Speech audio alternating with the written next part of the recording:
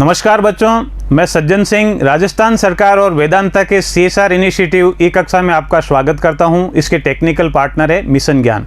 बच्चों, आज के इस वीडियो में हम पढ़ेंगे भिन्न का भिन्न से गुणन। बच्चों, जब कोई दो भिन्नों को गुणा करते हैं तो उनके अंश की संख्याओं को गुणा करके अंश के रूप में रख देते हैं और हर की संख्याओं को, यानी जो डिनोमिनेटर है, जो हर की संख्याएं हैं, उनको गुणा करके गुणनफल को हर के रूप में रख देते हैं। आइए प्रयास करें। देखिए, 1/2 और 1/7 ये दो भिन्न हैं।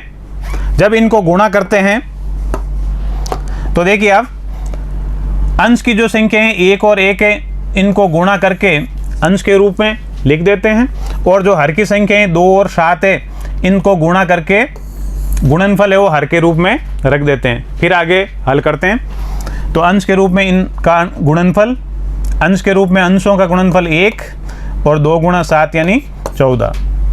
अगला प्रश्न, दो भिन्न 1/5 और 1/7, तो अंश में क्या आएगा? जो अंश की संख्या है उनका गुणनफल और हर में हर की संख्याओं का गुणनफल। गुणा करने पर 1 × 1 यानी 1, 5 × 7 यानी 35। देखिए अगला प्रश्न, 1/7 और 1/2 का गुणनफल, तो अंश की संख्याओं का गुणनफल बटे हर की संख्याओं का गुणनफल। 1 × 1 यानी 1 बटा 7 × 2 यानी 14। अगला प्रश्न, 1/7 और 1/5 दो भिन्न हैं, तो अंश में अंश की संख्याओं का गुणनफल 1 × 1 बटे हर की संख्याओं का गुणनफल 7 × 5, ये हो गया आपका 1/35।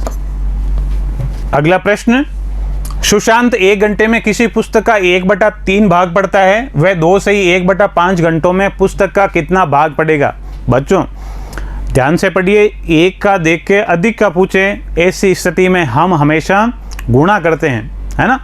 तो देखिए, 1 घंटे में 1/3 भाग पढ़ता है पुस्तक का, तो 2 से ही 1/5 घंटों में पुस्तक का कितना भाग पढ़ेगा? तो अपन क्या लिखेंगे? सुशांत 1 घंटे में पढ़ता है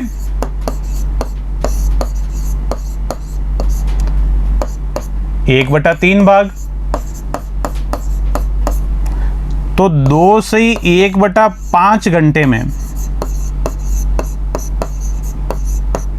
पढ़ेगा, यानी जो 1 घंटे का दिया हुआ है उससे ज़्यादा का पूछा है, तो हम गुणा करेंगे, मल्टीप्लाई करेंगे, तो 1/3 को गुणा कर दें 2 से ही 1/5 में।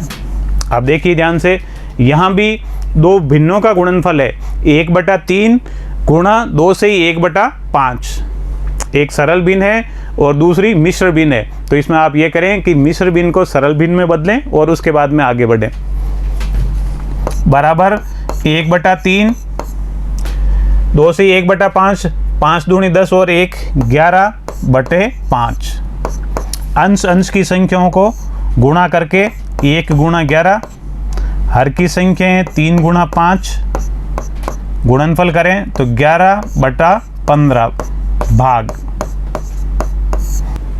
अगला प्रश्न, ज्ञात कीजिए, आपको दो भिन्नों का गुणनफल दिया हुआ है, इन्हें सरल करना है। सबसे पहले अगर इनमें कोई कैंसिल हो रही है तो ठीक है, नहीं तो अंश की संख्याओं का गुणा 2 × 4, हर में हर की संख्याएं उनका गुणनफल 3 × 5, गुणा करें 4 दूनी 8 बटे 5 तिया 15, 8/15। अगला भाग, अंश की संख्याओं का गुणनफल हर में हर की संख्याओं का गुणनफल, गुणा करने पर 2/15। अगला भाग, 8/3 गुणा 4/7, दो भिन्नों का गुणनफल है, तो अपन क्या करेंगे? बटे में अंश में लिखेंगे अंश की संख्याएं 8 और 4 का गुणनफल और हर में लिखेंगे हर की संख्याओं का गुणनफल। गुणा करें, गुणा करने पर 8 × 4 32 बटे 7 या 21 आंसर। अगला प्रश्न 3/4 गुणा 2/3।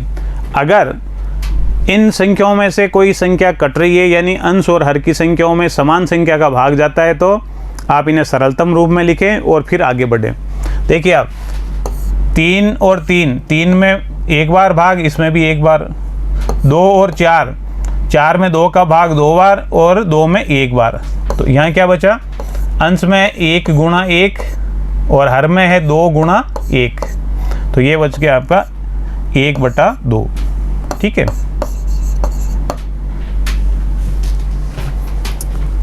बच्चों, आज की वीडियो में इतना ही। घर पर निरंतर अभ्यास करते रहिए। गणित में अभ्यास बहुत ज़रूरी है।